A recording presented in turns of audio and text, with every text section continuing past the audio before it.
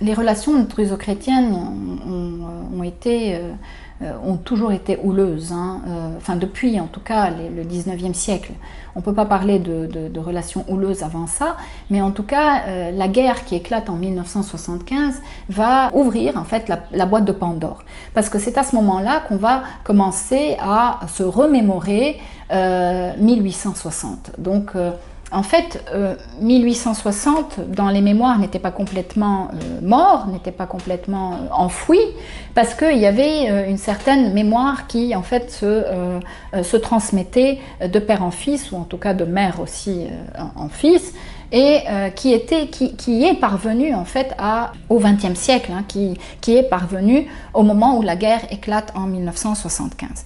Et justement, cette guerre de 1975 va à la fois, selon certains observateurs, elle va être en fait le fruit de cette mémoire mal gérée de 1860. Pourquoi Aïn Remene, ça a pris des proportions énormes et puis ça a été le début quasi officiel, hein, ou en tout cas accepté par tous, par la plupart en tout cas, de la guerre civile. Et bien parce que Aïn Remene était, on va dire, le lieu de chute d'un exode rural qui vient justement de ces régions du sud du Mont Liban, qui sont les régions mixtes druso-chrétiennes de la montagne. Donc, Aïn al-Remene, Fern al-Shebak, Hadad, la région de Hadad, donc toutes ces régions qui ont constitué en fait la ligne de démarcation ultérieurement. Et il y avait même beaucoup de Druzes qui habitaient à Aïn al-Remene. Donc, ce qu'on me racontait, en fait, c'est que dans les familles, on n'a pas cessé d'apprendre à ses enfants comment nettoyer, comment charger des fusils, etc. Tout ça parce que l'idée, c'était qu'on ne nous y reprendra plus. C'est-à-dire qu'on ne peut pas... on ne va plus accepter ce qui s'est passé en 1840 ou en 1860. Il y a un élément aussi qui est vraiment essentiel, c'est que finalement, le fait que Kamal Jumblat lui ait fait cause pour la cause palestinienne et donc pour les organisations palestiniennes aussi, le fait qu'il les ait, on va dire, intégré dans son projet de déconfessionnalisation de la politique libanaise, etc., ça a fait qu'il y a automatiquement eu une sorte de lien direct entre le fait que Kamal Jumblat est un leader druze et Kamal Jumblat donc est défenseur de la cause palestinienne, tandis que pour les chrétiens, justement, les Palestiniens constituaient une menace pour le Liban. Et à l'époque, il y avait toute cette rumeur, toute cette propagande autour du fait qu'il fallait donc un État de remplacement pour les Palestiniens, et cet état de remplacement serait, ce pays de remplacement en fait serait le Liban, au détriment de ces chrétiens. Donc il y a aussi eu cet amalgame, il y avait toutes ces rumeurs sur Kamal Jumblat, qu'il était prêt donc à commettre à nouveau des massacres envers les chrétiens, qu'il allait déferler avec ses forces et avec les Palestiniens justement sur les régions chrétiennes et commettre des massacres qui ressembleraient à 1860. Donc tout a joué en fait dans l'imaginaire chrétien. Ce qui était intéressant aussi, c'est que paradoxalement, Kamal Jumblat avait pris le soin de ne pas laisser les organisations palestiniennes, ou en tout cas les réfugiés palestiniens, de s'installer dans le Chouf, dans son fief du Chouf. Lui, le leader druze, le leader aussi qui a fédéré les forces pro-palestiniennes, hein, les forces pro-palestiniennes, c'est-à-dire les partis laïcs, les partis de gauche, qu'on appelle de gauche entre guillemets, les partis aussi musulmans, tous ces groupes-là ont été fédérés par Kamal Jumblat pour s'opposer en tout cas, ou pour faire un front contre ce qu'on a appelé à l'époque le front libanais étant justement un front qui a fédéré majoritairement les partis chrétiens, notamment les Kataeb, le parti national libéral de l'ancien président Kamil Shamroun, et d'autres partis ou groupuscules qui étaient contre l'implantation des Palestiniens au Liban.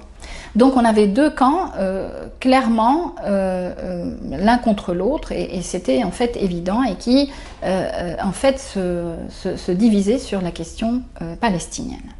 Il faut évidemment nuancer, bien spécifier que dans le camp pro-palestinien figuraient pas mal aussi de leaders chrétiens, notamment donc, de ce qu'on appelle la gauche libanaise, donc le Parti communiste libanais à l'époque, et aussi des partis nationalistes, mais pan-syrianistes, donc comme le Parti social national syrien, et plus tard l'Organisation d'action communiste au Liban, donc qui s'est organisée et qui était en fait un peu plus aussi à la gauche du Parti communiste. Donc il faut s'imaginer, il faut penser que les Palestiniens, quand ils sont donc arrivés au Liban, que ce soit en 1948 ou bien plus tard en 1967 et 70, notamment après le fameux Septembre noir de Jordanie, le Liban était devenu, on va dire, le deuxième pays d'accueil, évidemment, des Palestiniens, et c'était là que les Palestiniens avaient décidé de focaliser leur lutte contre Israël. Donc à ce moment-là, les Palestiniens étaient donc accueillis, ou en tout cas résidaient dans des camps qui se trouvaient autour des villes, notamment, un petit peu partout dans tout le Liban. Ce qui était intéressant, c'est qu'il n'y avait pas de camp, ou en tout cas il n'y avait pas de présence palestinienne dans le Chouf, c'est-à-dire le fief du leader druze Kamal Jumblat. Il ne faut pas penser qu'en fait les problèmes entre druzes et chrétiens n'ont commencé qu'après l'invasion israélienne en 1982. Certes, ça s'est énormément envenimé à partir de 1982. Entre 1975 et 1982, il faut dire que la montagne n'était pas non plus un havre de paix. Il y a eu des guerres dans la montagne, il y a eu des assassinats, il y a eu des meurtres, il y a même eu des massacres de familles entières, etc. Il y a eu ce qu'on appelle la campagne de la montagne en mars 1976, qui est une campagne qui en fait, que Jumblat voulait absolument, hein, en dépit de l'opposition à l'époque de Hafez el-Assad, du président syrien Hafez el-Assad qui voulait l'en empêcher. Et donc cette campagne dans la montagne a occasionné aussi des massacres de populations chrétiennes dans certains villages du Matin. Et s'est arrêté, on va dire, au-dessus de Bikfaya, qui était le fief des Kataeb. Ce serait Yasser Arafat, donc le leader palestinien, qui aurait arrêté l'avancée des troupes dans le Nas, les troupes donc de Kamal Jumblat qui descendaient vers Bikfaya pour éviter donc le pire. Yasser Arafat qui comprenait à l'époque les lignes rouges internationales imposées à l'époque. Alors, pour jeter un petit peu d'huile sur le feu, en 1977, en mars 1977, après l'assassinat de Kamal Jumblat non loin d'un barrage syrien, il y a eu une réaction druze qui a fait couler quand même beaucoup de sang chrétien. 177 chrétiens auraient été donc assassinés, ou en tout cas tués, dans la montagne. Et ça a provoqué un exode des chrétiens de la montagne. 25 000 personnes donc se sont déplacées, ont quitté la montagne pour aller s'installer donc dans ce qu'on a appelé à l'époque le réduit chrétien qui commençait donc à se constituer. En 1982, on a l'invasion israélienne. Au moment de l'invasion, beaucoup de miliciens, en tout cas d'éléments de certaines milices chrétiennes, originaires de la montagne, vont se rendre dans la montagne et à la limite pour un petit peu en découdre justement avec les Druzes, d'autant plus qu'en 1977, leur famille avait quitté la région sous la menace. Et là, il va y avoir énormément d'abus. Hein. Les chrétiens, les milices chrétiennes pensaient justement qu'ils étaient soutenus par les Israéliens, par l'armée israélienne, et donc ils en ont profité pour, on va dire, manquer de respect à la population druze. C'est cher, c'est clair, etc., etc. Donc il y a eu, on va dire, certains abus qui ont fait qu'au bout d'un moment, c'est comme un chaudron qui explose. En 1982, la montagne druzo-chrétienne, c'est-à-dire le Chouf, Alei, la région de Alei, le district de Alei, et le Haut Matin, qui se trouve en fait dans le district de Barabda.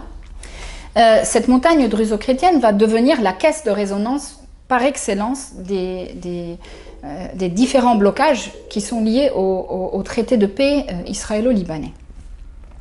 Les miliciens chrétiens des forces libanaises qui ont investi la montagne dans la foulée des chars israéliens vont être aux prises avec les Druzes partisans de Walid Jumblat, donc le fils de Kamal Jumblat qui avait été assassiné en 1977.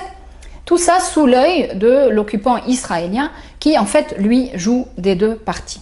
Alors, le président de la République, à l'époque, Amin Ejmaïl, qui a été élu à la suite de l'assassinat de son frère Bachir en septembre 1982, représente à l'époque la légalité, ce qu'on appelle la légalité entre guillemets. Et il est pris, on va dire, entre le marteau et l'enclume. D'une part, la pression des Israéliens qui brandissent la menace d'une débâcle chrétienne dans la montagne, si ils ne ratifient pas le traité de paix qui a été agréé par le Parlement libanais le 17 mai 1983, et de l'autre, la pression exercée par Damas, qui est hostile à un traité de paix israélo-libanais. Et Damas, elle exécute ces menaces en fait au moyen de bombardements systématiques et très meurtriers, notamment des quartiers résidentiels chrétiens de Beyrouth-Est et ses banlieues. Israël ne va pas pouvoir obtenir d'Amin Gemayel la ratification du traité du 17 mai et va donc retirer entre 1983 et 1985 son armée du Mont Liban vers la zone frontalière au Liban Sud, où il reconstitue la ceinture de sécurité, sous le contrôle d'une milice qu'on appelle l'armée du Liban Sud, qui est qui fait la guerre par procuration pour Israël. Donc débute alors ce qu'on appelle la guerre de la montagne. En fait, c'est une guerre féroce entre les forces libanaises chrétiennes et les Druzes du Parti socialiste progressiste, donc la milice du PSP, soutenue par ses alliés syriens et palestiniens, qui sont en fait des dissidents du Fatah de Yasser Arafat.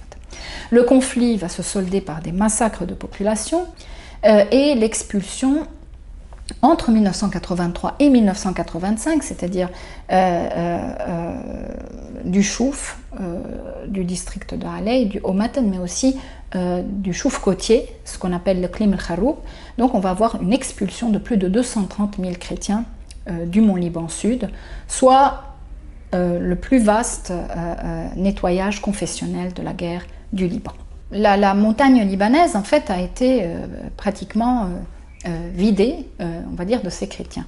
Il ne faut pas oublier aussi qu'il y a eu énormément d'actes violents, comme la profanation de cimetières. Donc en fait, l'idée c'était d'extirper même du sol, en fait, on va dire, les chrétiens de la montagne. Et ce ne sont pas tant les populations maronites qui étaient proches ou affiliées au parti chrétien des Kataeb ou des forces libanaises, etc., qui avaient été touchées, autant qu'une certaine population aussi orthodoxe et grecque-catholique, du fait même que ces orthodoxes et ces grecs catholiques, en fait, faisaient partie aussi du Parti communiste libanais, du PSP aussi, parfois, et des partis de gauche, et se sentaient, en fait, en sécurité dans la montagne. Donc, en fait, ce qui s'est produit dans la montagne, c'était vraiment un conflit qui a très vite tourné confessionnel. C'est vraiment qui a glissé dans le confessionnalisme, c'est-à-dire qu'il n'y avait plus de distinction entre un maronite et un grec orthodoxe, ou entre un maronite pro-PSP ou un autre maronite pro-Kataeb, etc. Donc en fait, tous les chrétiens étaient considérés en fait comme des chrétiens, et en fait les massacres qui ont eu lieu ont touché pratiquement toute la population chrétienne. Je ne vais pas non plus m'attarder sur le siège de Deir el-Qamar qui a duré 3 mois, donc toutes ces populations chrétiennes qui avaient échappé au massacre, qui se sont rendues dans le bourg de Deir el-Qamar où ils ont été pratiquement